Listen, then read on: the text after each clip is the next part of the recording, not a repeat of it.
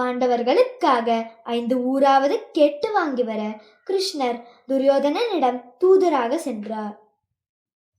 அவர் பாண்டவர்களின் மிகப்பெரிய பலமாக இருந்ததால் துரியோதனன் அவரை அவமானப்படுத்த திட்டமிட்டான். கிருஷ்ணர் அமர்வதற்காக ஆசனம் போடப்பட்ட இடத்தில் பூமிக்குள் ஒரு பெரிய நிலவரையை உருவாக்கி அதன் மேல் பசுந்தழகளை போட்டு மறைத்தான். கண்ணன் அந்த ஆசனத்தில் அமர்ந்ததும் நிலவரை சரிந்து அவர் உள்ளே விழுந்தார். அங்கே அவரை தாக்க வந்த மல்லர்களை அழித்து தன் விஸ்வரூபத்தை காட்டினார். இது துரியோதனனின் சூழ்ச்சியை முறியடித்தது. பாரத யுத்தம் முடிந்த பின் ஜனமேஜயன் என்ற மன்னன் வைசம்பாயன ரிஷியிடம் பார்த்த கதையை கேட்க வந்தார். அப்போது கிருஷ்ண தூதராக சென்றபோது காட்டிய விஸ்வரூப தரிசனத்தை நானும் காண வேண்டும் என வேண்டினார்.